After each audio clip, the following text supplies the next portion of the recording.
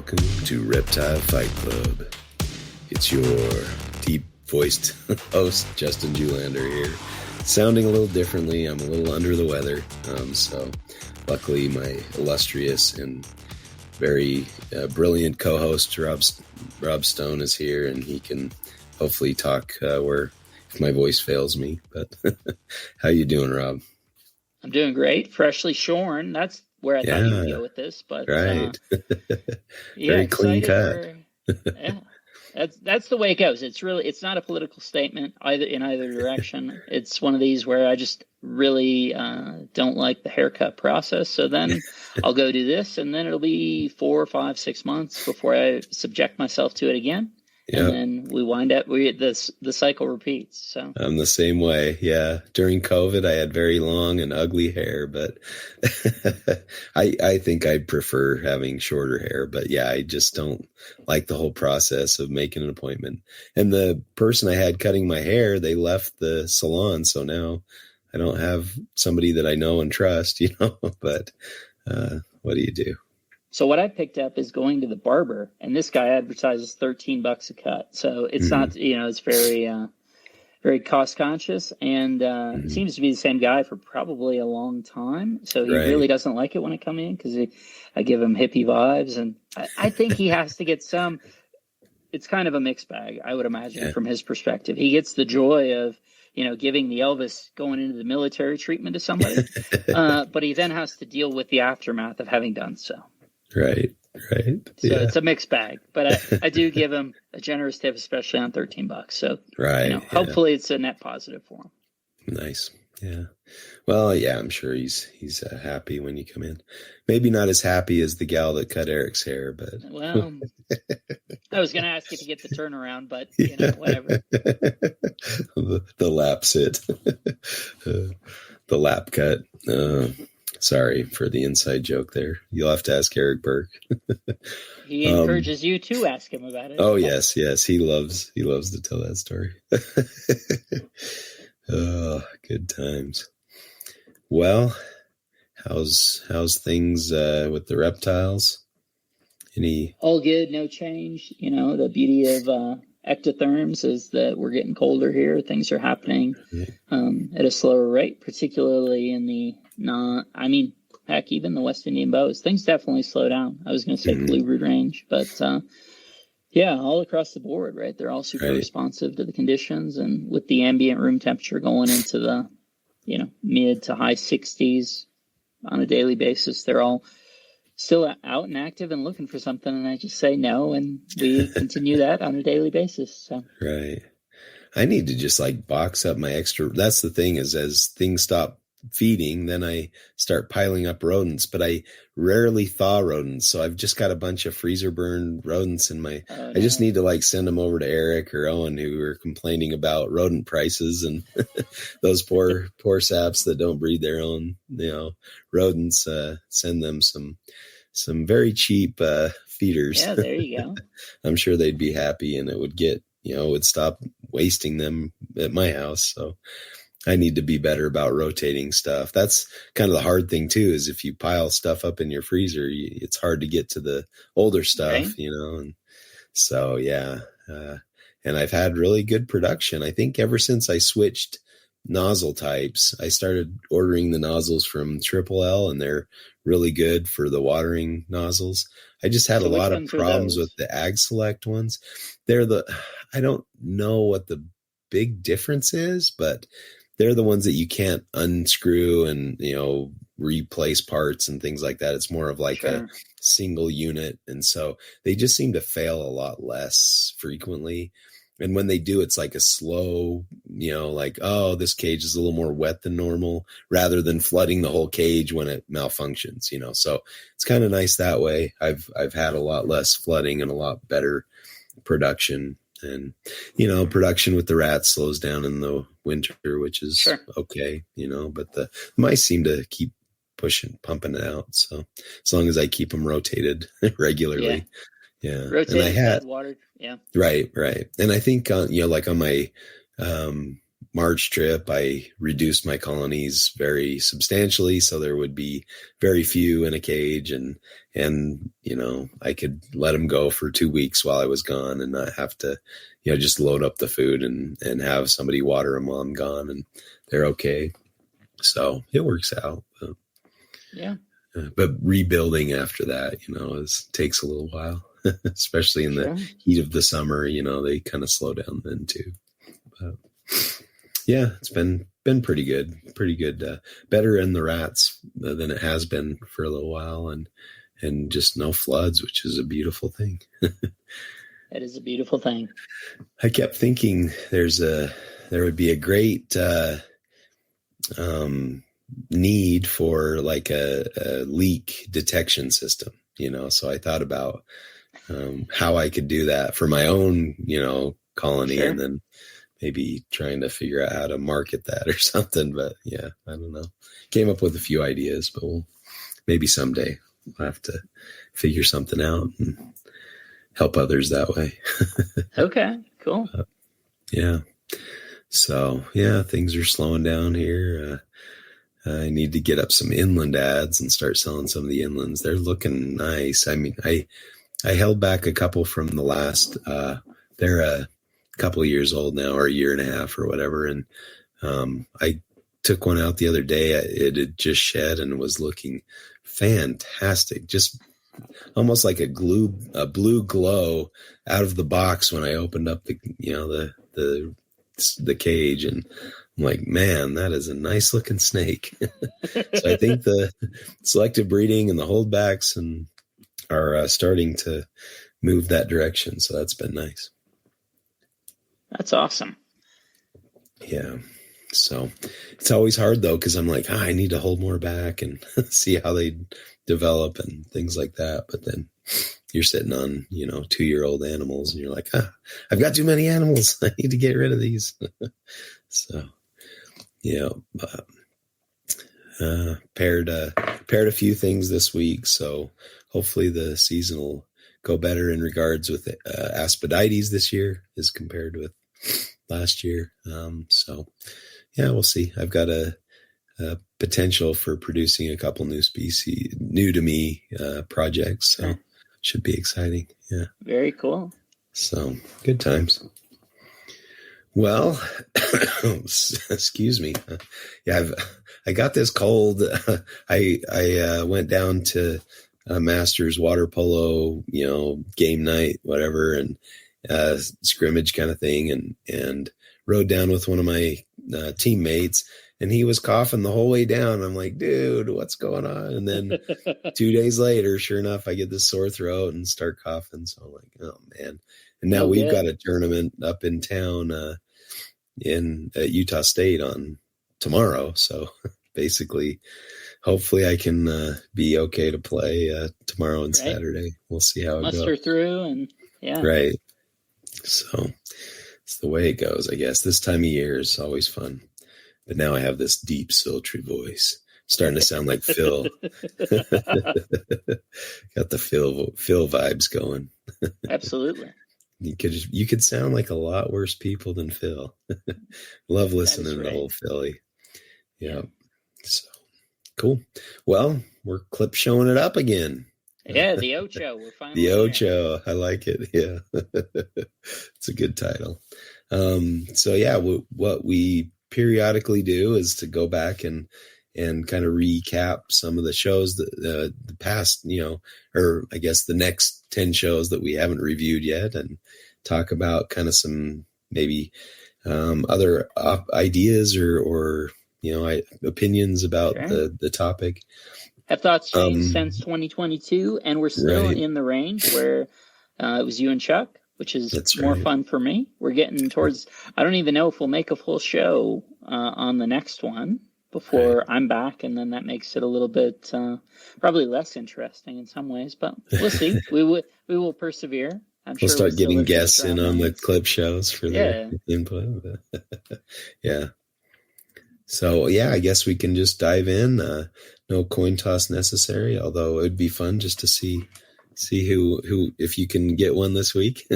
Right, tails. You had a little rough go. Tails. It is heads. Your luck continues. We continue the trend. Fortunately, yeah. I mean, actually, that was a lot of fun. I know it's probably been something of a weird listening experience. There's been a little miscommunication between Eric and I as to the exact cadence of when episodes had come out, and we had a ton in the can, and so I think there's been a bit of a jumble. So we'll see how folks have made it through. Right. Where we had some stuff that was, it's certainly out of sequence and all. I don't think it's impacted the quality of it in any way, but we'll see if folks are paying attention or looking at it and then saying like, wait, this was obviously before or after, a certain thing. Right. So. You referenced this in the show before. It happens subsequently and all those things. So we do time travel from time to time. So it is hard to, know which timeline we're in. Yeah.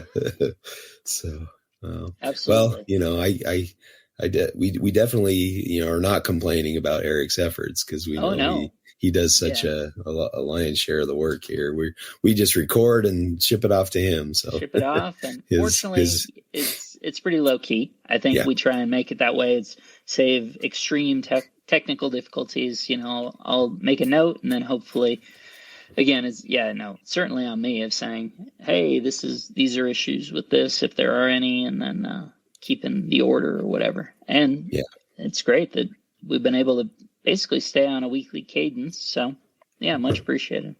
Yeah. I think we've been doing good about keeping the flow going. We don't have any trips in the near future. So I guess holidays, next week might be a problem with it being. Yeah, we might have to do a different day, figure out, and maybe, the interesting thing is always maybe sometimes it makes people more available. Mm-hmm. I know we have one scheduled for the week before Christmas, which is good. We'll be excited to do that one. And then I anticipate a couple more.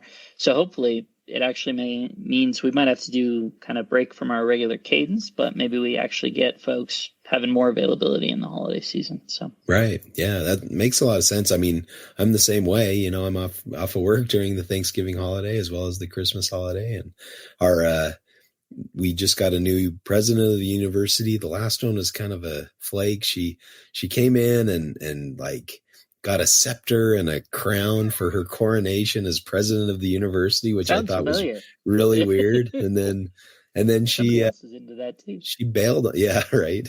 She bailed on us like a year and a half into her presidency and took a job somewhere else and kind of was weird. She like bulletproofed her office and like walked around with guards, and she had somebody driving her around and stuff. It was just bizarre. I mean, I guess in contrast to the president before her, who was fantastic, she's in my department. Like, she did a great job. She was very connected with the students and the faculty and walked around campus with no security. I mean, I don't know what she's worried about, but so that was kind of a strange thing. So, good riddance. But yeah, the new president came in and he said, hey, I declare you can, not come into work between Christmas and New Year's. So, yay, that kind of thing. So I think it actually saves the university a lot of money because most people take it off, take annual leave. Sure. And then they have to use up their annual leave. I don't have that problem. I take plenty of annual leave. I'm trying to. Me too. I'm trying to build it up because we've got trips coming up, next year, I hope. So, so I don't have that problem, but some people have that problem and they're going to be like, well, now what do I do? I might as well take it off anyway, or take off the whole month of December. But yeah, it's kind of strange. Some people, don't get it, I guess, or maybe they like I mean, I love my work, but I also not going to let vacation go by the wayside. That's kind of foolish too. There's a lot of life to be lived outside of the workplace. So absolutely. Yeah. But so, yeah, good to have the new president in, and he came from where I did my undergraduate degree. So yeah, and moved up here. So good stuff. Cool. All right. Well, topic number 1, are Australian reptiles unique? I'm trying to remember how this topic came into being. It's kind of a weird, I think, just, did somebody recommend this? It might have been a recommendation, but, and I think I guess you could say that about any place, but where our interest kind of lies in Australian reptiles to a great extent.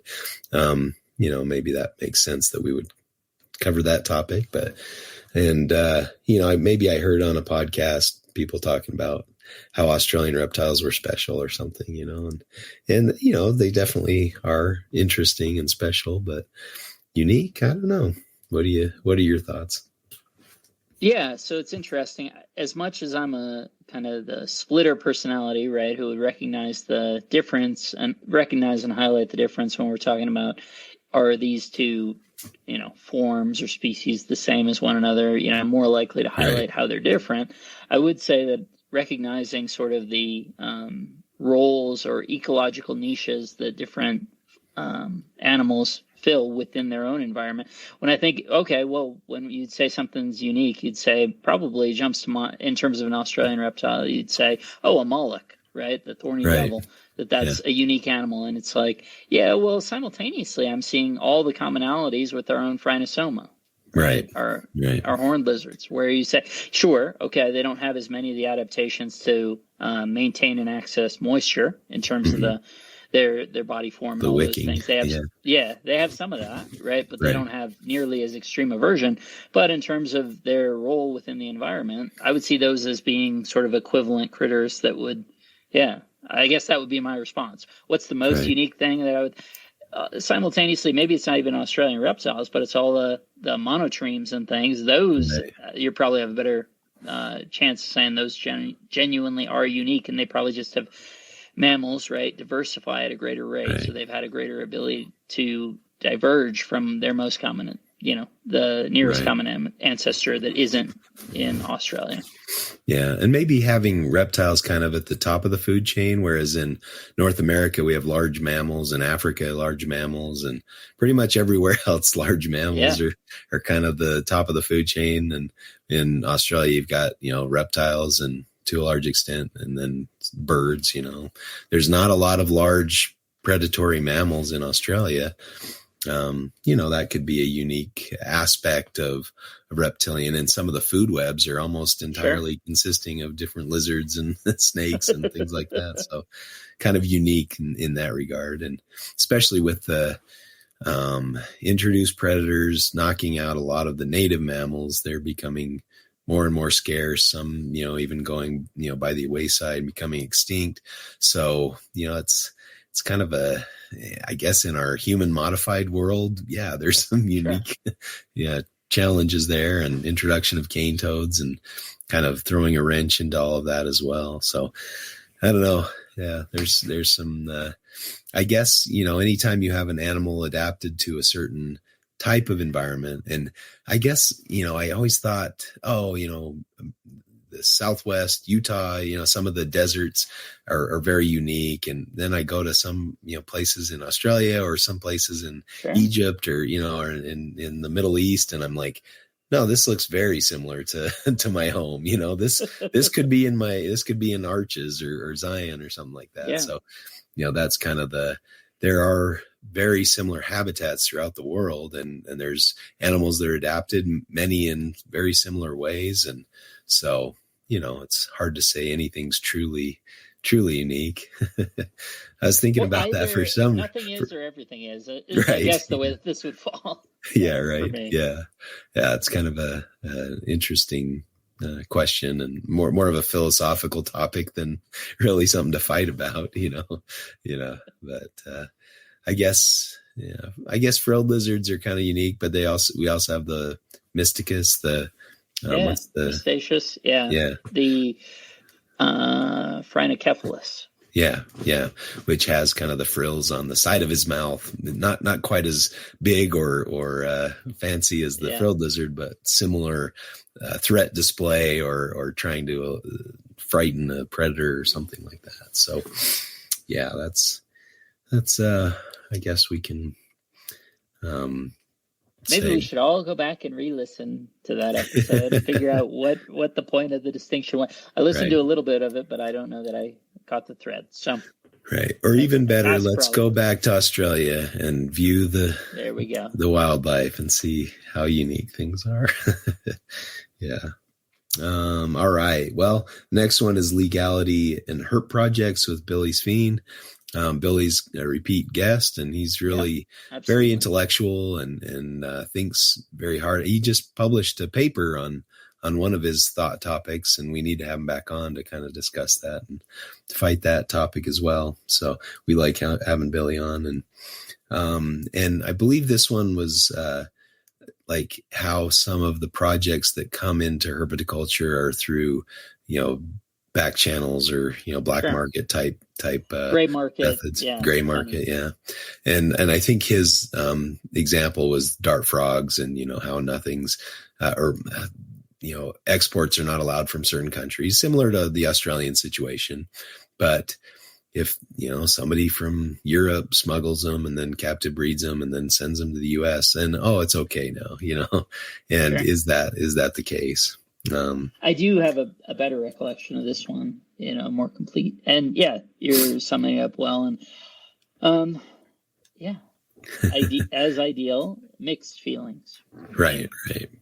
Yeah. So what do you got? What are your thoughts on that topic? Yeah, I mean, on the one hand, right, you have the idea of, to the extent these things are already here, right, it's a question of sort of embracing and maximizing, particularly in the dart frog context. If these are things that exist in the captive space, if you're choosing a theoretical moral high ground to not engage with them and then having them disappear, well, you may just be recreating the incentive for someone else to replicate it going forward. If we're looking at it through the lens that, this is a thing that exists at least for now and that people are going to be interested in as a unique, different form. Simultaneously, if you're engaging with that commercially, then you're supporting it. So it's, to me, that's kind of a betwixt and between situation. So, and I think that's really sort of the moral quagmire of the whole thing. So. And I've kind of, I guess, I don't know the word, just kind of made it okay in my own mind, where if something's removed from captivity for the purposes of captive breeding to make sure that nobody ever has to take that thing out of the wild again, I mean, it's hard to say that's a negative outcome. You know what I mean? Like bearded dragons, there's no shortage of bearded dragons, and there will always be, avenues for the most part for bearded dragons in the U.S. hobby. Were those, maybe some of the original ones were legally exported, and that's, arguable. And that certainly comes into play. I mean, that's the other part of it. Whenever we view these things as black and white, firm prohibition, that's almost never the case. There's almost always, they wouldn't be around to be marketed in that context if the answer was all of them were always smuggled. It's a gray market situation where like someone somewhere got a permit for some of them, and then sort of everything got the veneer of that label. Right. And even things that we think would fit firmly into a box where they've never been legally cleared or haven't been legally cleared in the last 25 years. Denver Zoo used to have shingleback skinks that had, came with them cleared, Fish and Wildlife paperwork that said, they were imported as shingleback skinks. No, not an issue. Jamaican boas, Endangered Species Act, CITES 1, same deal. So those things have come in.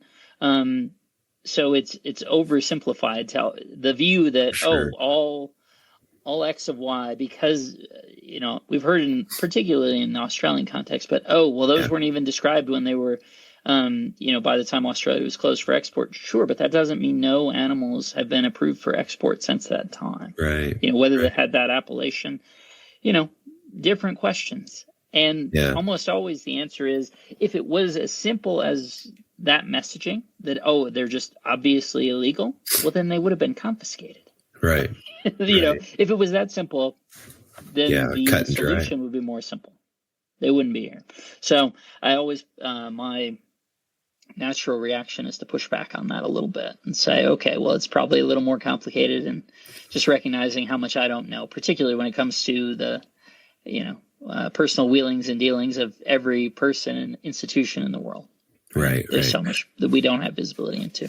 Yeah. And I almost think that the legal stuff angers me more, where you're importing thousands of certain species that may not even do well in captivity. You're going to bring them in here for their slow, miserable death. Slow deterioration. Yeah. And you're going to charge $5 for them, just this flesh peddling nonsense that goes on. And they're half dead at the table at the show, and some poor sap buys one and it dies in a couple days, and it seems like, you have a very good chance of running into that. I had that experience with a box turtle when I was a kid. I, saw one at a pet shop. I fell in love with it. I begged my parents. They bought it. We brought it home, and all of a sudden I noticed this hole in its like neck area. We pulled out maggots like out of its neck cavity, and just a miserable situation. We tried to clean it up and nurse it back to health, but it died, and I was just like, what the heck? Why are they selling this? A, B, why does it have maggots in it? What is going on here? And so, I have a hard time being hard on a gray market that results in a captive bred, readily available species that's well cared for, commands a little bit more of a price because it is captive bred and healthy, doesn't have maggots falling out of it. Give me a break with your morality if that's going to be yeah.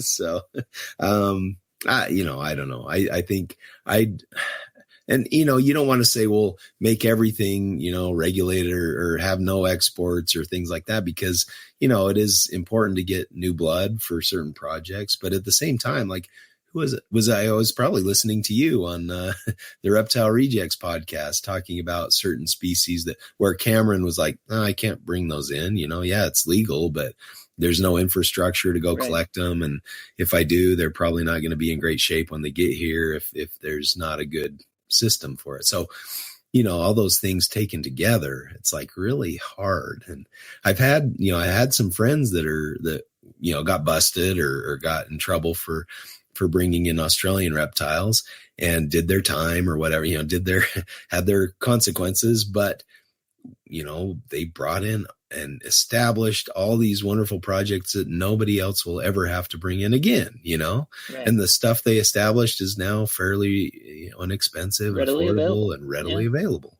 So, I don't know. That gets my ire up a little bit. There you go, Dom. There's a little anger and fire for, even though we're not fighting about it, I think that's kind of where I fall on that, side of the topic. I may have brought that. I don't remember if I was that tough on Billy, or that, sure. They got that fired up. I think the real key distinction, right, that you drew there is kind of, and that always is meaningful to me, is, are you bringing that in to flip it in and of itself, or is it sort of what we colloquially call the German model of getting a smaller number of animals to produce those sort of founder animals that become the genesis for that? Or is it just is it the ring python, blind man's bluff ring pythons that are artificially depressing the price for ring pythons in the United States based on the continued smuggling of baby animals? Right. That was that is where that came up is your interview with those guys. So that's I guess the question, which is better for the animals and which is better for herpetoculture and all those things. I definitely can't fault the German model folks, where they're bringing stuff in, establishing it responsibly, and then releasing offspring. And I get to work with stuff that I never would have dreamed possible because of those efforts, even though they were, functionally gray or even black in some regards. It's weird just to have a government say, no, you can't have anything, everything is prohibited. And for what reason? Right. Yeah. And then it's all the harder when we go to Australia.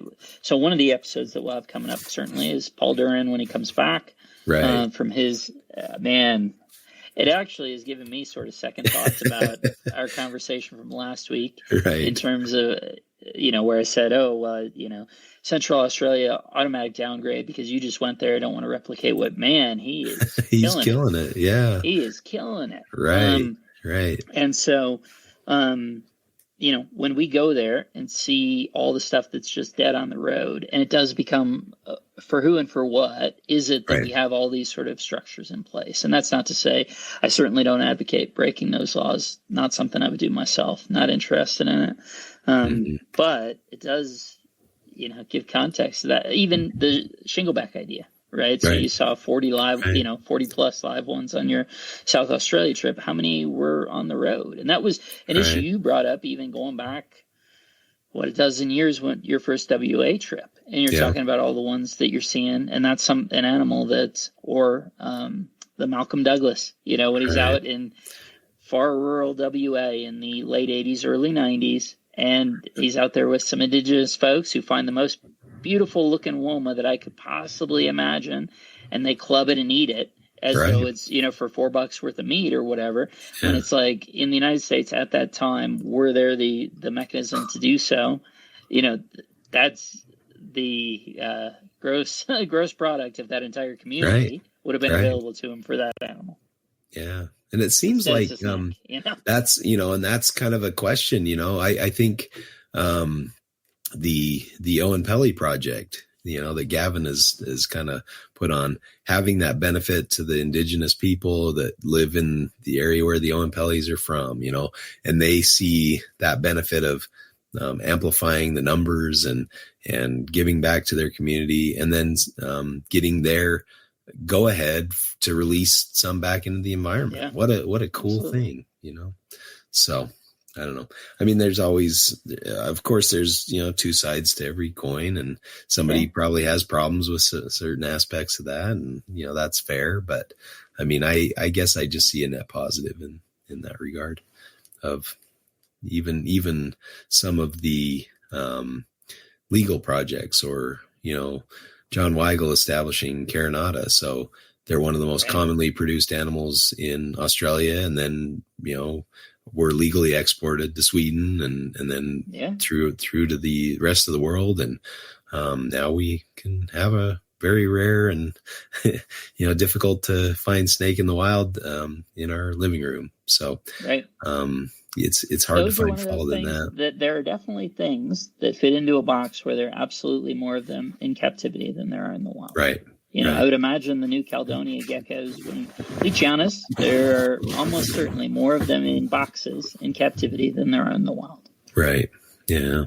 So, it's, and I guess the extent you have to go to, I mean, hearing John Weigel and Gavin Bedford talk about how difficult it was to get the government to play ball to allow them to establish those, potentially endangered, rare, or limited ranged, reptiles that are, very rarely seen. Nothing was really known about them. And they went out and did all that legwork with the government, did all the legwork in the field to get them, and then did all the legwork in captivity to produce them. I just, hats off to those guys. That's a rare event. Absolutely. It makes those projects all the more special. I guess I highlight the silliness in what I just said myself. I should have just highlighted that crested geckos, that's obviously true, and probably by a factor of 100. All right. That is the more extreme example, Right. Yeah. I did just watch some of Dave Kaufman's footage. And oh, did he go out there? Yeah. He went out to New Caledonia.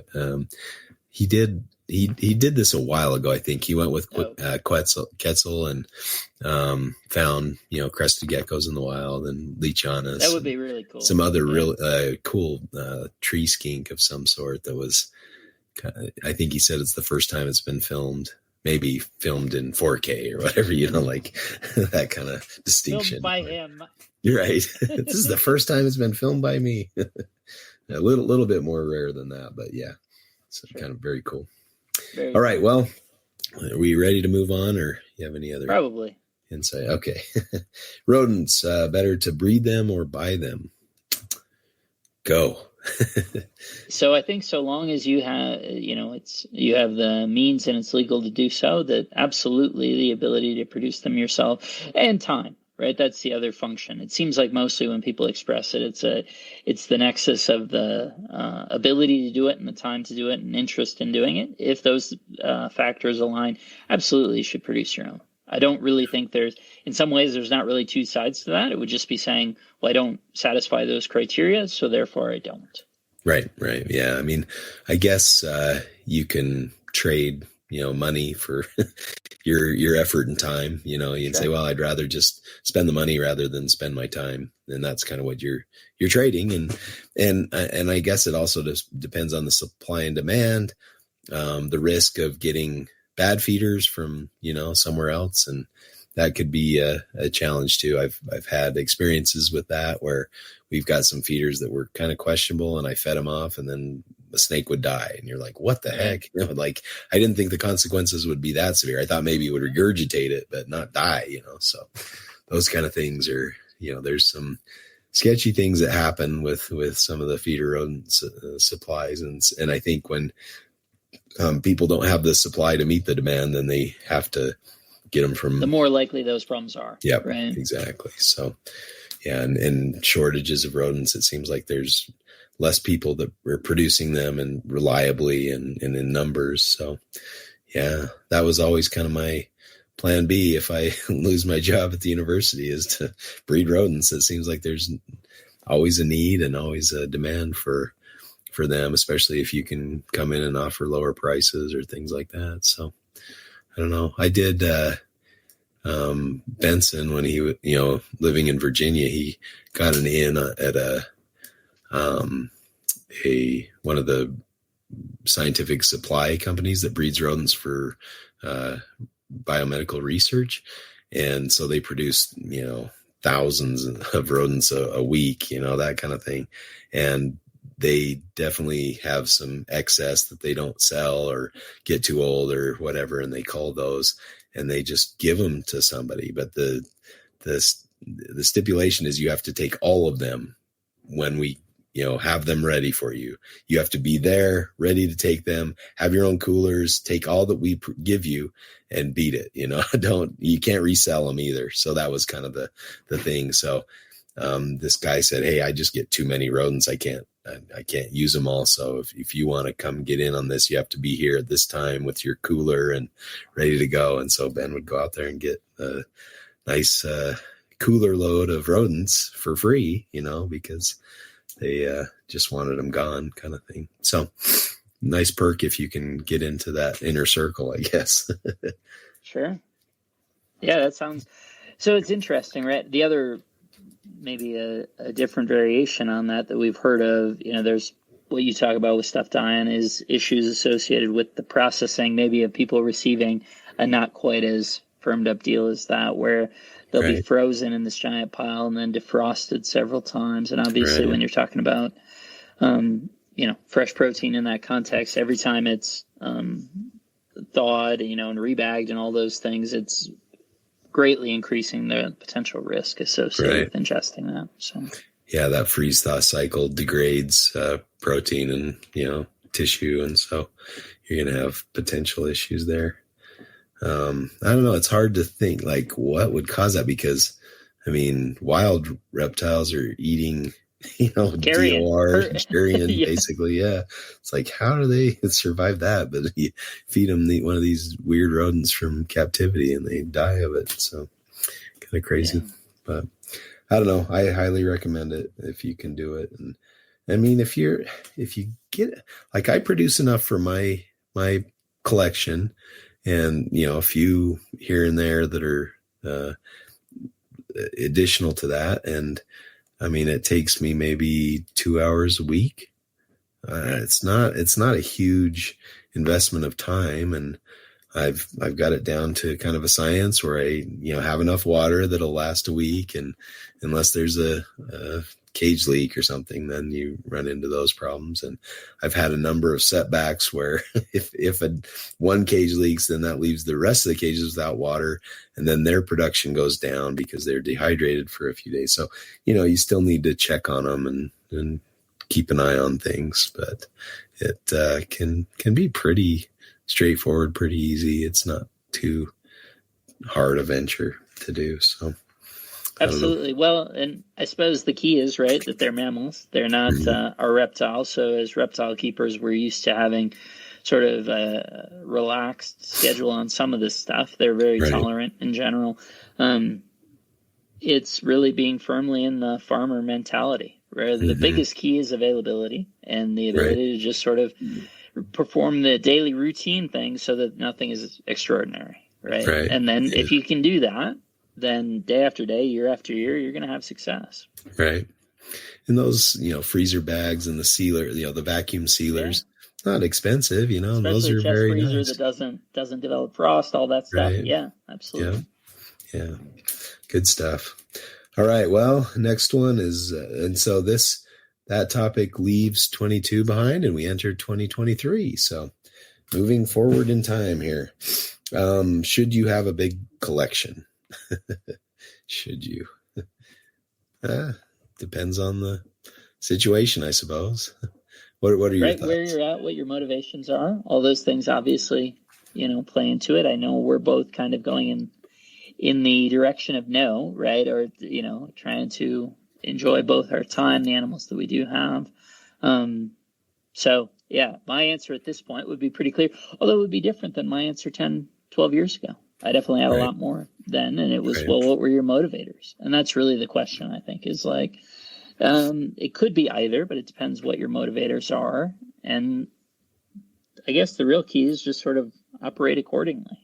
Do what it is that makes you happy. So particularly as long as that's sort of an informed choice and really, and that's, I think maybe what that question is really getting at is that often and Eric's talked about this a lot, the enjoyment of the chase and the acquisition of those new animals can sort of create this cycle where you're perpetually just sort of adding without reevaluating why you're doing so. Right. And if if you're like me and you get kind of attached to things, even if you deem like the project like, this is probably not for me, you keep it anyway instead of moving it on to somebody else because you're like, I love this animal. I raised it from a baby. Absolutely. I'm not letting this go. And so that's kind of a tricky thing too, but I need to be more callous. Like, get this thing out of here. But yeah, and I think, I really like the idea of filling that chase hole, whatever you want to call it, with herping. I mean, you're finding new things out in the wild. You can observe them, take pictures, enjoy the experience, and then leave them to their own devices in the wild. And they will be happy. And I mean, of course, nature can be brutal, but they'll go on their merry way and you can not have to feed them and house them for, the next 2 decades or 3 decades or however long they're going to live. So I think the herping is a nice kind of balancer to make you think, do I really need this or should I just enjoy it in the wild? And I think Absolutely. I'm regretting some things. Like, I think I'd rather just see that one in the wild. I love them and I'm happy to work with them, but I think I'd just rather just see that one in the wild. Yeah. Absolutely. And I think it helps too with sort of keeping a healthy perspective when you see other people have great success. It jumps to mind just this week, Dustin Grahn had hatched out Senecolis, right? Yeah. Congrats, Dustin. That whole, all that went into that and what that looks like and all of that. And it was really, really great to be able to look at that in the context of being super happy for him, excited for him, thinking that that's awesome and amazing, and simultaneously having not even an inkling of jealousy saying, I wish that was something that I had done or that, it was in my house or any of those things. I can just be purely happy for him.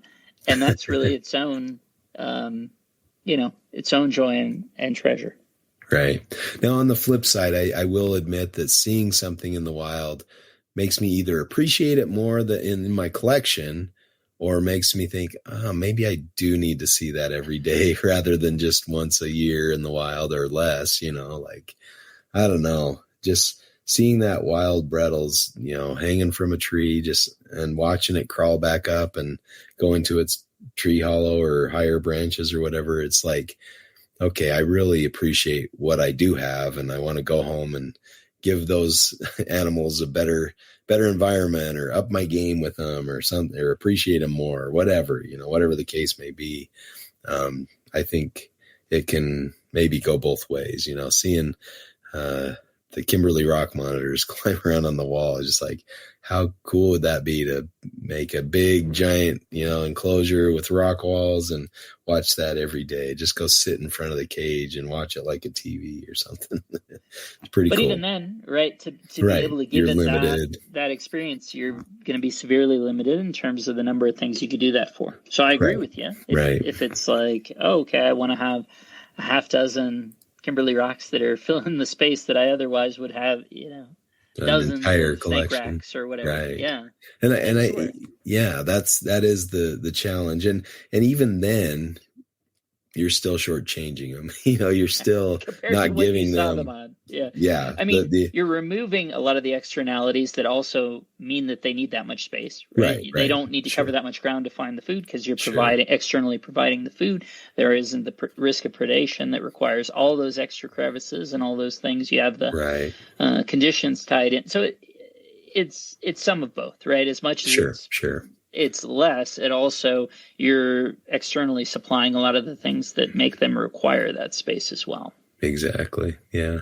So, I mean, it is, I guess, wanting them to have that, at least room to move and thrive, that kind of thing is, I guess I see people like Brandon Shiflett and Rare Earth, his monitor enclosures are fantastic and just beautiful and get the job done very well. He's very successful. So, things like that, I guess they're doable. Over the racks of cattle troughs, for sure.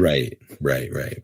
And, I guess the cattle troughs definitely made those kind of things more accessible. And then, Frank was very successful with those. So, it's hard to, but I'd much rather stare at a well-designed enclosure rather than have a farming system that works really well to pump them out, and breed the animals. But just, tomato. All right. Any other thoughts on that topic? No, I think that's a lot of it. Yeah, I do feel bad for the guys who are not able to go herping because they can't leave their giant collection.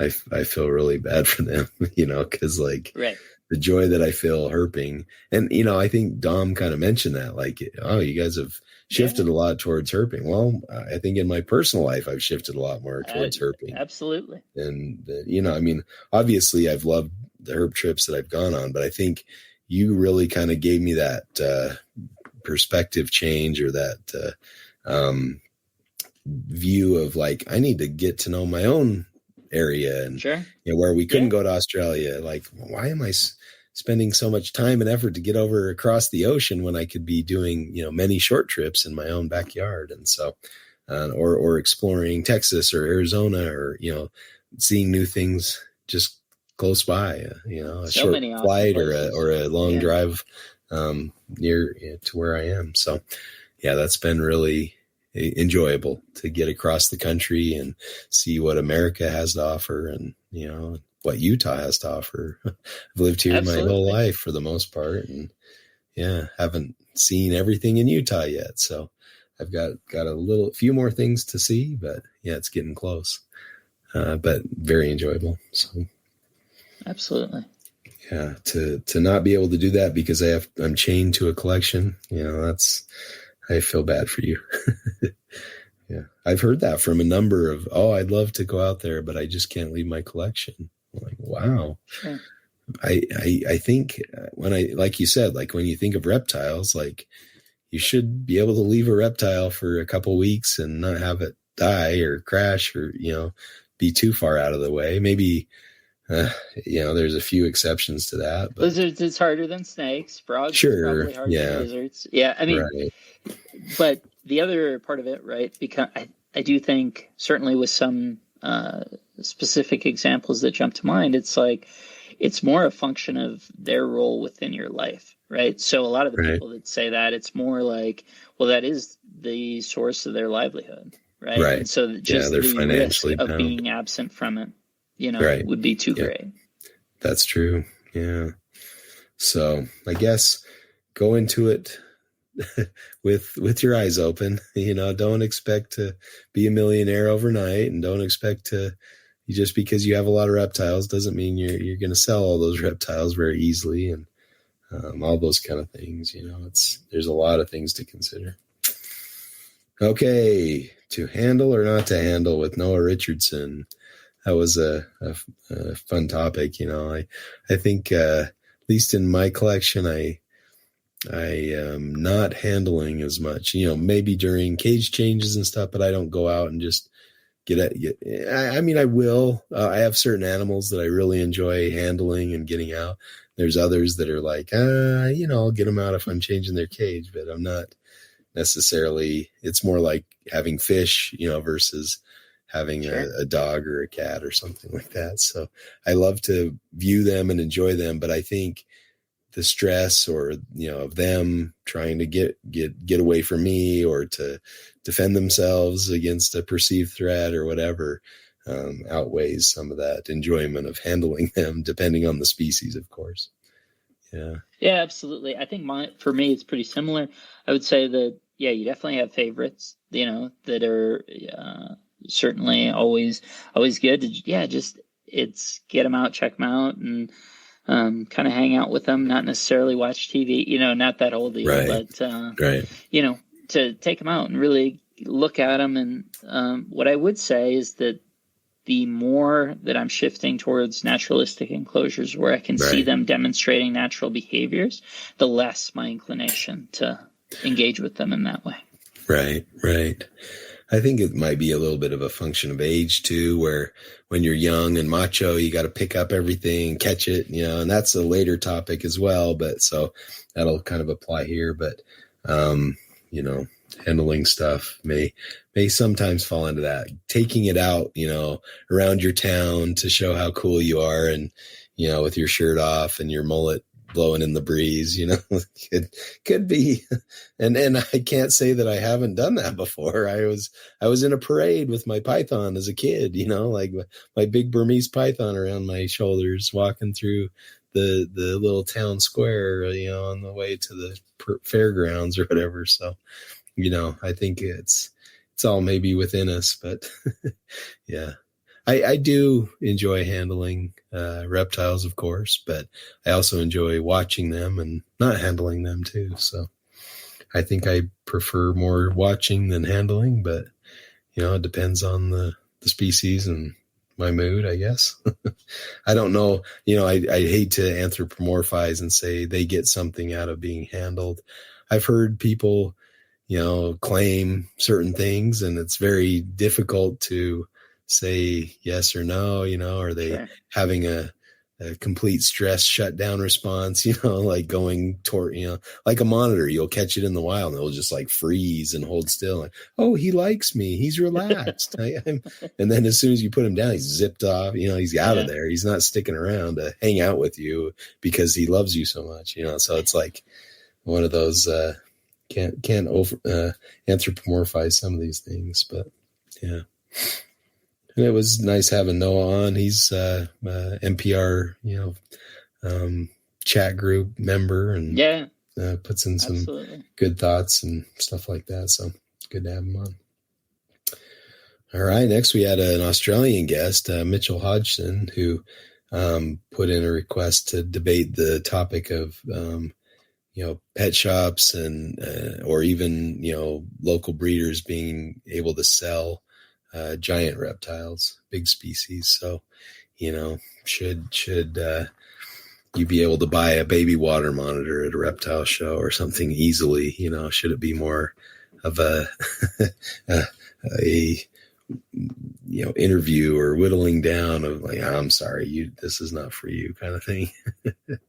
Seems like anybody with the amount on the price tag is going to be handed over a reptile in some situations. You hear the stories, especially like the Hamburg reptile show. The Hamburg special. Yeah. Yeah. Get yourself a Nile crocodile. you can keep it in your bathtub for at least a year. What do you do with it when you take a bath or shower? Put it in the garbage, Yeah, garbage pail. Exactly. Yeah. So definitely unique situations with giant pythons, giant monitor lizards, tortoises. I mean, how many of those thousands of sulcatas that are bred and sold, ever make it close to their adult size or adult health? And, it's really kind of a sad thing to think about, like how many of those giant pythons, those giant reticulated pythons are 20 feet plus or whatever. Yeah, it's a sad statistic. So, and very few people have the ability to keep those things the way they need to be kept. That's kind of a hard thing, because you want people to be able to enjoy and interact with the animals that they want. I mean, and they're amazing, in their natural form, in their capacity, all those things. Sure. But yeah, it's difficult. Legislating that, making it, finding the line of best fit there is difficult. Right.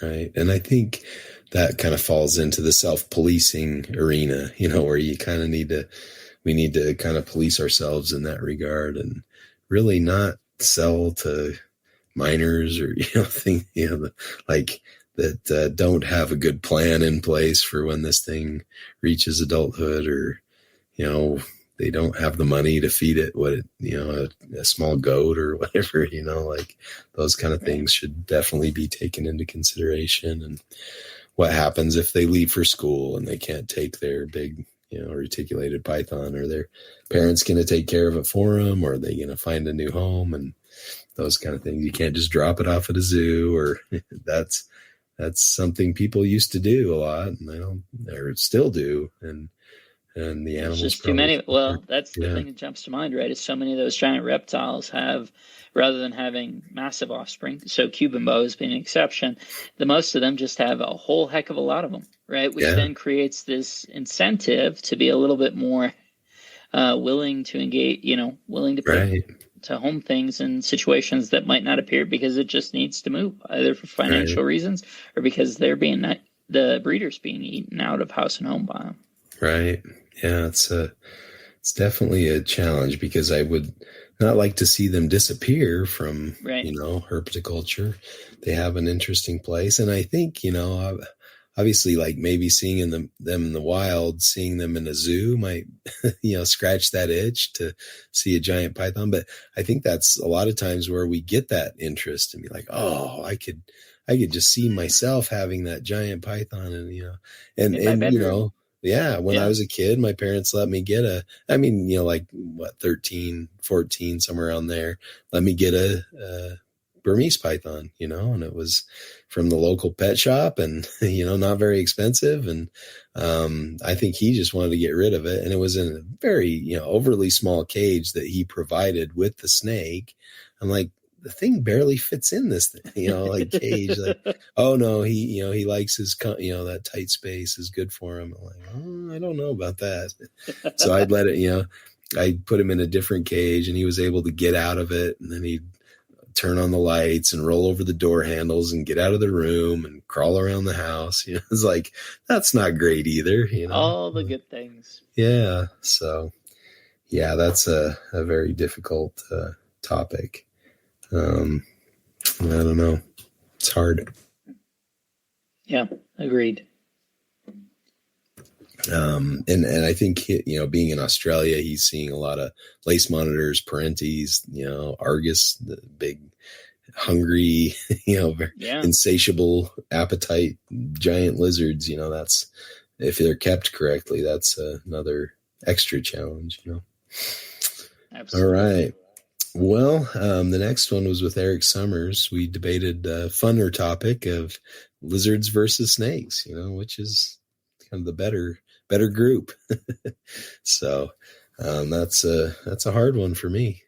And Eric Summers was involved with some desert tortoise research, so that's kind of fun to have him on. And I really like desert tortoises, so talking about that species is near and dear to my heart. So yeah, it was fun to discuss, the just, I don't know. I like both of them. I can't pick a favorite, I don't think. So trying to think if I could only, keep one animal, would it be a lizard or a snake? I mean, lizards obviously take a lot more effort and time and energy and food and, whereas snakes are a little lower metabolism and don't need to eat as much and those kind of things. So some advantages for my lifestyle, the snakes win out for sure, because I do much better with the snakes than I do with the lizards, because I don't have as much time as I would probably need to be more successful. They're all healthy and happy, but right. I just don't produce them, as well as I could. So that's, I guess, I don't necessarily need to produce them, but it's kind of I guess we've that's kind of the thought process. Why get one when you can get a pair and breed them and, that kind of thing. So maybe getting out of that mindset would be helpful too. And, then I could just keep a lizard for enjoyment but then are you shortchanging the lizard? It's not able to meet its evolutionary potential of multiplying itself. So I don't know. Do you have a preference? So I think, in fairness, for me, it would probably be snakes. Mm-hmm. There are certainly lizards that I'm super interested in, right? In the context of varanids, particularly right. Odatria stuff, Nephrurus, the Oedura, Naltinus, mm-hmm. for sure. Yeah. The former Rhacodactylus, but on balance, particularly, I just think of it in the context where I'm field herping. I love watching lizards engage with their environment, for sure, mm-hmm. but nothing gives me a charge the way a snake does. So, right. Whatever it is, be it a garter snake, it could be. It is different, a different level, I think, for me personally. Right. Yeah, it is. I guess I just love them all, like give me both of them. I'll take a lizard or a snake. If I'm not seeing anything, I'll take either in the herping context, but sure. What I'd get most, depends on the type, the group. If I'm seeing a parenti, forget about it. But if I see a rough scaled python, that would equal, seeing a parenti, I would think. Or a brettle. Okay. Yeah, exactly. Justin, today you're going to turn up one, but only one of a brettle or a parenti. Right. And if I've seen a parenti already, maybe I choose the brettle, or, it just depends. Or, I don't know, if I could only see one, what would I want to see? That's a Sophie's choice right there. Yeah. But I guess that's the beauty of it, is you can see a lot of different things or miss on a lot of the things you want to see. Yeah. That's always an option for herping too. So, or go to the zoo and get a fill tick. See stuff and get to enjoy it there. No harm in that, for sure. All right. Next, we talked about reptile hydration. So, I don't know. I guess maybe I'm a desert rat. So I think in a lot of terms in animals in the desert, and seeing some of the, just disgusting, filthy pools that, the animals have to drink out of because there's no other water source for miles around, or being in somewhere, that has, nice, clear standing water, that's replenished. And I don't know. I think a lot of reptiles are evolved to be without a lot of water in their environment. But when you transition them into a cage with limitations and, a dehydrating bulb in the corner, I think there's a lot of, we need to provide things with hydration as best we can, and in a form that they recognize. Sure. I still have my mind blown by, I know it's you know what I'm going to say. Peter Neckis, his interview on Nachos in his interview on Chameleon, Chameleon, what is it? Chameleon Academy podcast. Yeah. Chameleon Academy podcast, where he talks about chameleons getting their hydration through fog. That's such a cool paradigm shift. Just neat. So I think that can be a challenge in a captive setting to, understand how they need it. And there's some reptiles that just really don't need a standing dish of water. Got to consider that. Yeah. And I mean, so much of that depends upon our sort of broader environmental conditions where we're keeping them. Right. There's so much conversation around how you keep desert species if you're on the East Coast, particularly the Southeast. Right. I was listening to Frank Payne on the Gecko podcast, Gecko Exchange podcast. And they were talking about actually Phrenicephalus. It was, I think, the main sort of thrust of the episode.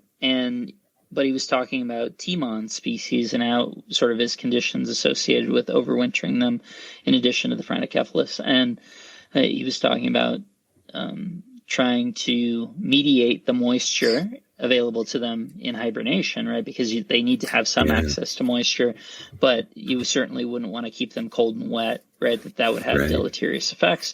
So it was trying to find that balance. And as he was talking about it, I was like, well, so much of the key, I'm envisioning him being up in, generally speaking, Eric and Owen's neck of the woods. Right. And the ambient humidity that's there compared to what we have for you and I, obviously we're going to have to engage this a little bit differently and more dramatically than what he's doing to have the same level of success.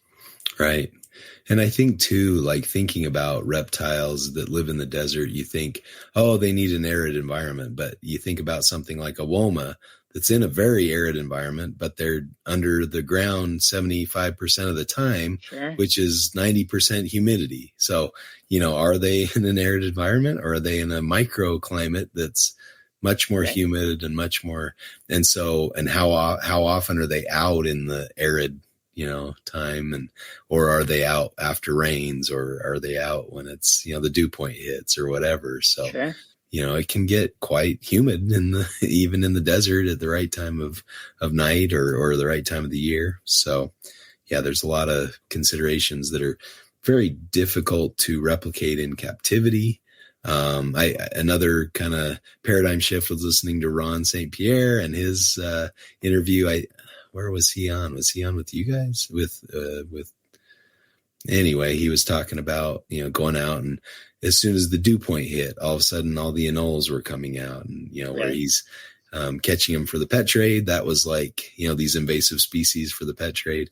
That was kind of good knowledge to have, and how do we adapt our captive settings to accommodate things like that, which definitely are very important in the wild, or are they even important in captivity? Do you have to replicate certain things? Sure. Well, and the other two things that jump to mind, right, are the idea of reptile egg incubation and the challenges associated with Aspidites amongst other species, where it's like you're looking to find that, sort of replicate that ability to have a super high humidity without actual moisture that's going to cause deterioration in the shell, right? The ability to find that nexus is really important. With some things, others are far more tolerant. Right. Yeah. The other part that jumps to mind is I do think a lot of going back to sort of old school herp keeping, herp struggles, those sorts of things, is the idea that how much of the issues that we run into with our captive animals are a symptom of long-term prolonged dehydration. Right. When we're talking about egg binding, things like that, of saying, okay, is dystocia a function of prolonged dehydration, chronic dehydration, as opposed to that's there's a lot of things that are not well understood, and like you said, they depend on where you live too. Like you could have an issue that somebody in another state like, what are you talking about? There's no issue. You know, I Sure. don't have to add water to my incubation medium. I just pull it out of the garage and it's plenty hydrated. It's perfectly hydrated. Yeah. Absolutely. Yeah. Or even, in that same way, right? The idea that, rosy boas in the Southeast, you can only offer them water once a week, or, it'll overdo it. I've never had that issue. Right. You know, I don't keep them at this point, but, previously never ran into that issue whatsoever. Could keep a water bowl in there all the time. And because my ambient humidity was sufficiently low, I never had to run into that problem. Right. Yeah. A lot of things to consider there with reptile hydration. That's a good topic. That is a good one. Yeah, I might have to go back and listen to that one, see what we talked about. All right, to catch or not to catch. I alluded to this one, and I think, I wonder if that depends on if you were raised on Steve Irwin or not. Like picturing yourself diving into the sand to catch that monitor lizard or something as it tries to escape into the spinifex, that kind of, I wonder how much of an influence somebody like Steve Irwin would be on whether or not people are wanting to catch things in the wild. And cause that was his big thing. He'd get out there, get hands on the animal, show the camera, that kind of thing. It'd be snapping there, biting him or whatever, and it's like just added to the excitement and, I don't know, I guess, depends on what gets you excited. Depends what it is, what the context is, how many you've seen or what. Yeah, absolutely. So many variables that go into it. I would say generally speaking, it's always pretty fun, where it's legal, permissible, and safe. Sure. Absolutely. Yeah. And, get that wanker shot, you with a big smile on your face, enjoying your first interaction with species X is kind of a fun thing for sure. I guess as I age, maybe I'm getting less and less inclined to grab stuff. I'd rather watch it do its thing first, like see what it's, for example, like there were many times I could have grabbed that Glauerdii, the Kimberly rock monitor I was up right next to it and it's climbing right in front of me. And instead of grabbing it, I just sat and watched it and filmed it and videoed it. Obviously it's illegal to grab them. Plenty of people grab them, so just to get a better look at them or whatever. But I didn't see a purpose in it. I really like the only thing this is going to do is make it leave as soon as I let it go. Right.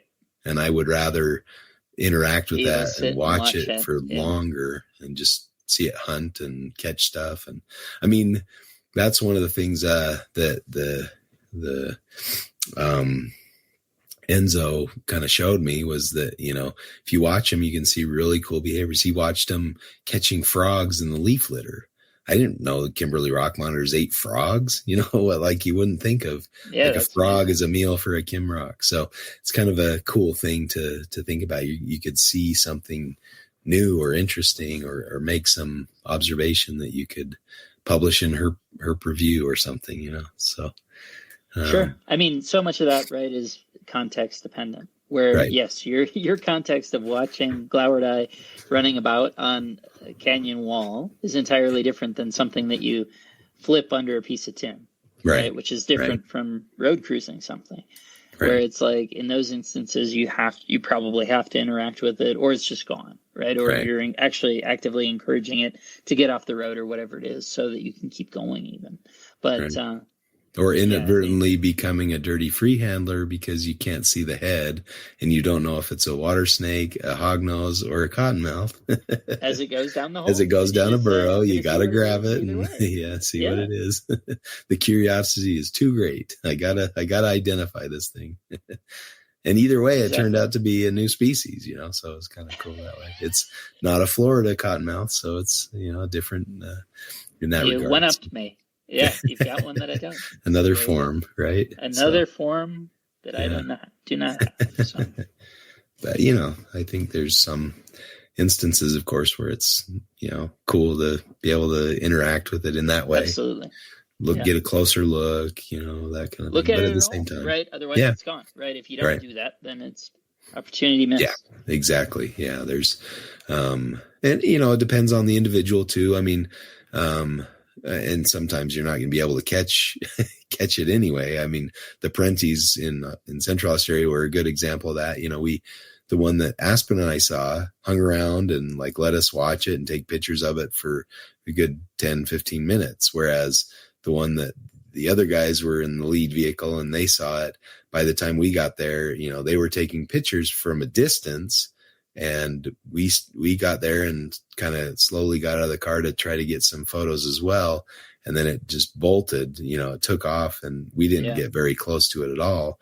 And it was out of there, like no coming back, no second chances for photos or anything. So, depending on the individual too, you might not even have a chance to hold it, even if you could, and it was legal. Yeah, sure. Exactly. So, and there's a chance that I probably could have jumped on that Parenti that Aspen and I saw, but we had such a nice interaction with it. The only reason I'd want to delay its departure would be to get the other guys to be able to see it and interact with it as well. But again, once you release that thing, it's just going to bolt anyway. So you might as well enjoy and see what it does. And maybe you're going to observe a new behavior like tail shaking in a Parenti that I never, knew they did. So kind of a cool thing. Very much so. Yeah. Yep. Any other ideas on catching or not catching? I guess the potential to introduce, germs, like chytrid was spread by researchers researching frogs. Certainly. Yeah. Or introducing your acidic skin to a sensitive amphibian skin is not great either. Potentially transferring snake fungal disease from snake to snake if you're not washing your hands in between handling snakes. That milk snake we found in Pennsylvania or New Jersey that had the first time, had some snake fungal disease going on. We had made sure to very carefully and thoroughly wash that off before any other interactions with snakes. So those are considerations as well. You don't want to be spreading things as you're going through herping. Cool. Any other thoughts on that, or moving on to our last topic of the night? This was with our good friends, Chris and Aspen. And this is, the topic was sharing herp spots. That was, I remember this one. Yeah. Yeah. And it's kind of a tricky one too. I think, I think, overall, when I herped with Chris and Aspen, they were very, readily showed me their sites, that they had come across. But when, they knew of some other spots that they kind of alluded to. And I was thinking, well, when are we going to go to those spots? They didn't take me there because it was somebody else's spot, and they weren't, they were shown that in confidence. And I think that's exemplary. We shouldn't be, if we've told somebody we're not going to share that spot, then we definitely shouldn't share it. So that's and I guess, it's hard when you think, well, I'm not going to do anything to it. I'm not going to treat it poorly, but you never know if you bring somebody that, I think that's probably the reason people don't share spots. Yeah.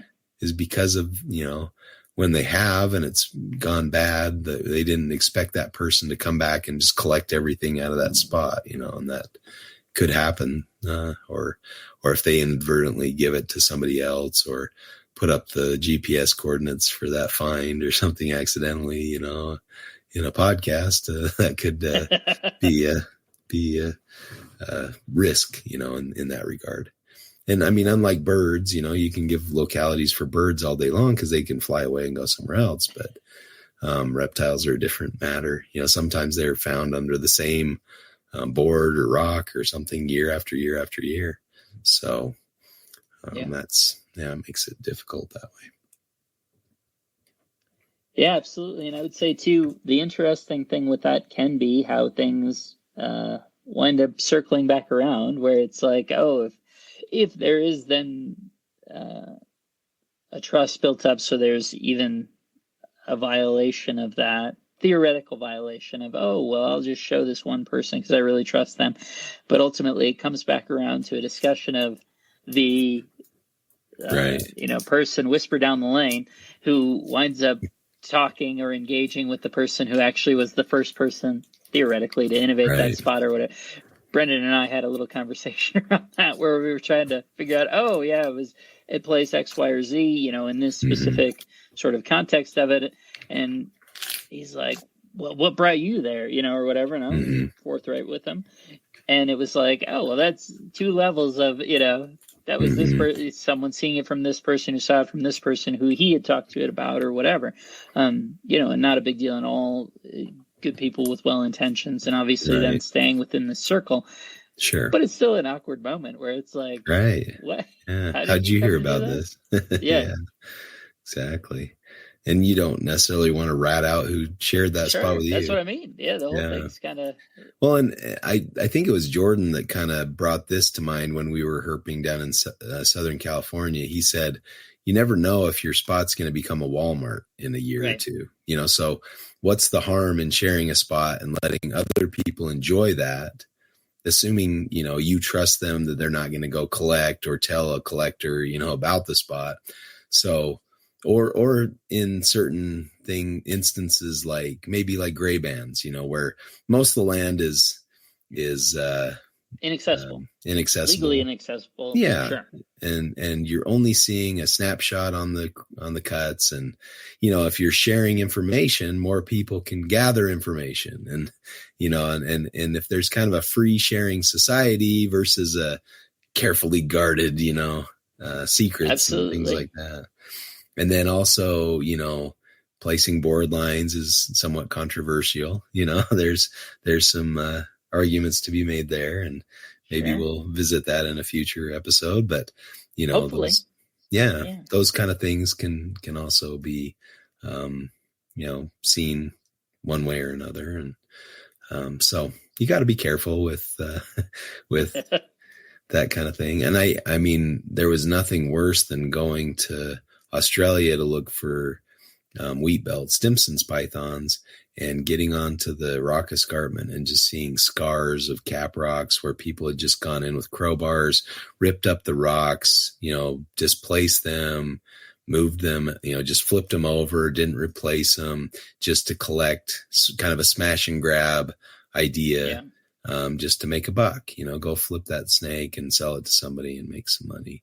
That's probably the worst case of that I've seen, there's the Zanata stuff can run into that pretty badly as well, because it's essentially the same context, right? Where you're just talking about a non-renewable, certainly within our lifetimes, resource, right? Where it's selfish, Yeah. And I guess, money makes people do stupid things, which is very unfortunate. So hopefully any listeners of this podcast are not engaged in such immoral behavior. Absolutely. Our fighters out there. No. Not interested in that fight, to be honest with you. So. Replace your rocks, people.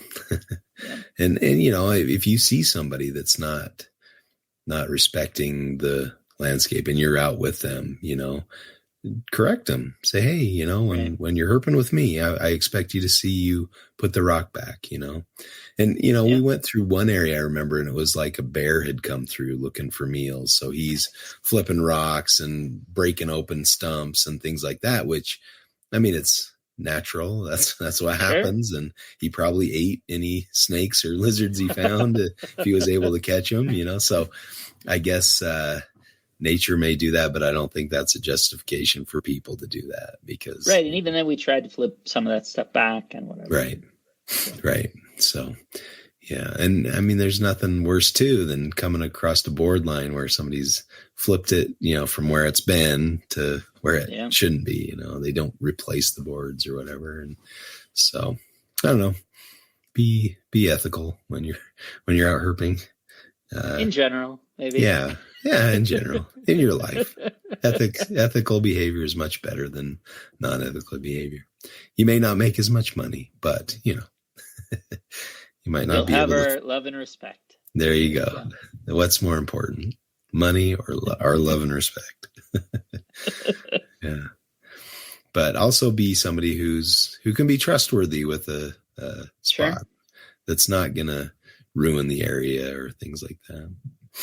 And it's funny too, when some spots that people are like such heavily guarded secrets, you're there and all of a sudden somebody else shows up, or a busload of people shows up. You're like, oh yeah, this is a unknown spot.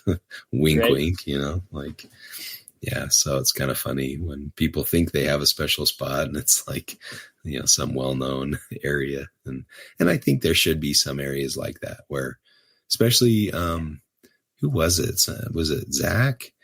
That was talking about the board lines out in Colorado, like, go there for your first experience, see one in the wild. It was Brendan. Yeah. Brendan. Yeah. But then leave it alone. Like, okay, you've seen it. Go find it the hard way now. The board lines are kind of the easy cheating way almost, it's kind of like road cruising versus hiking something up. It's a lot more rewarding to find it out in the natural environment and predicting when you're going to find one out on the crawl or something, or finding it, in a rocky out, ledge or something like that, versus finding it under a piece of tin or a old board, I don't know. Just my feelings on that. All right. Did we cover it? I think so. Excellent. Clipshow complete. The Ocho. The Ocho is finito. All right. Well, any cool things in herpetoculture or herpetology lately? Yeah, I just listened to the most recent wood-fired herping podcast, which is good. I know we made mention of it when he was on with Mike Pingleton. Certainly an interesting episode. He was talking to Kyle, I think that's right, of Pot Milk Herping on YouTube in the thing that I listened to today. Really interesting. Lots of ideas there. Either fight topics, might have to reach out to one or both of them. There's definitely lots interesting there. So I would recommend that as something to check out. Yeah, that's the main thing that jumps to mind. Nice. I need to start that one. I've got it favorited, but I just haven't listened to it yet. So need to get on that one.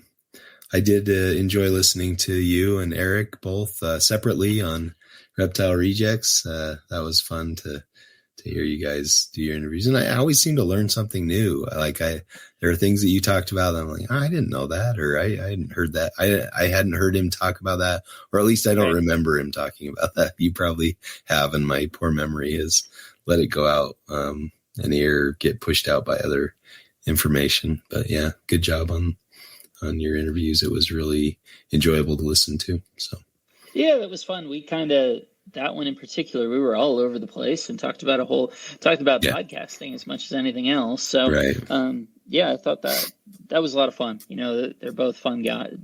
Michael and Dominic are fun guys. So that was good. We'll see.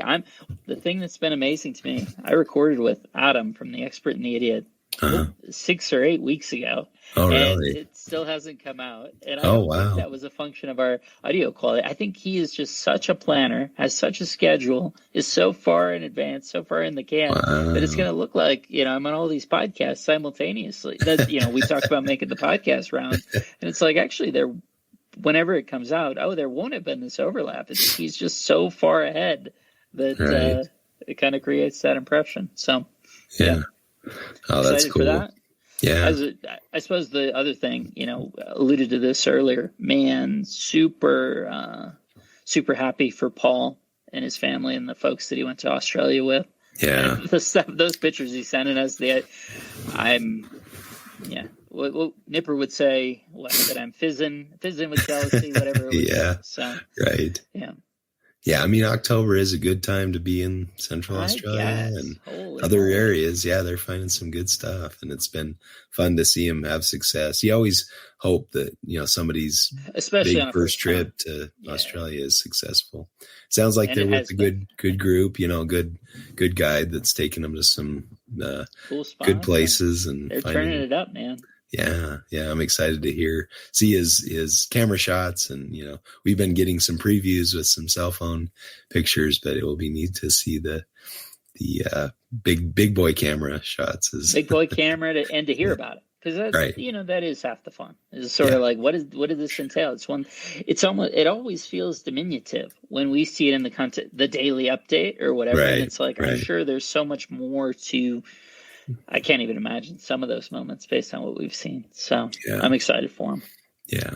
And I mean, it's nice to get, well, we'll let him talk about it more, we'll have him on the show and he can chat about his trip if he'd like.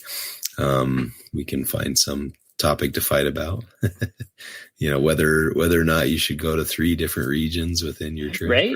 It's kind of a neat undertaking to, I guess maybe you'd call that a Jordan trip, although I think they're flying, Jordan flew a little bit between, but that huge, expanse all the way across Australia, crossing multiple states, which is not an easy feat in Australia like it is in the US, where there's only 5 or 6 states, right? I'm also enjoying Lucas's videos. He's quite the videographer. Lucas. I haven't seen this. Where is it? On YouTube. Yeah, he's released some of the footage from finding his coastal diamond, and now I saw he just put out the last one. Where was he on the third? Oh, up in the tropics. So pretty fun. He just does it. Do you remember his YouTube thing? What is it? I think it's his business name. Centralian. Yeah. Exotics, right? I think so. I subscribe to him, so it comes up on my feed now. So I just need to... calling me out here. I made it as well. You don't seem to be as much on YouTube as I'd like to, but just I need to make more time for it. So Centralian Exotics, and he just posted his latest video with lace monitor, scrubs, pythons, and more. So check out Lucas's feed. He just has a really he does a fun job. It's more like a vlog than like a I'll do like a video and just show the reptiles, and there's no interaction with me or my I'll have some voiceover, but that's about it, But he's putting in little special effects and sound effects and fun stuff like that. So he does a really good job. They're very entertaining. So way to go, Lucas. Right. Yeah. There are other ones besides I don't want to see it. It's not a star wipe. Well, I think my voice is about done. I'm ready for some sleep and hopefully get rid of this cold sooner than later. But it's been for our next instance. Yeah. There you go. Yeah, it's been fun chatting the topics with you, and we'll hopefully you guys enjoyed hearing us recap the shows, and let us know what you think about the recaps, or if we should have a guest on to talk about some of these or something. I don't know. Let us know if you have any ideas or topics for Reptile Fight Club. We'll acknowledge the Podfather, Eric, and all his great efforts. Yeah, that's been really fun over the last few weeks, is just seeing their really frequency increase, and seeing that reinvigoration. I think we all go through that, where it's just like sometimes the herpetoculture is a drag, especially if you've got personal things going on, so I think we got to celebrate the times when people are on a high and enjoying it and having a fun time. And it seems like Eric's back in that saddle and enjoying it again. And it was kind of hard to hear him contemplating, finishing and being done with NPR. I think we would have dragged him back anyway. I don't know that was an option, to be honest with you. But... Right. Yeah. You can rest when you're dead, Eric. Oh my goodness. So go check out, NPR and all the associated podcasts. And thanks for listening to us rant and rave and fight and love fest, whatever you want to call that. So we'll catch you next time for Reptile Fight Club. Smell you later.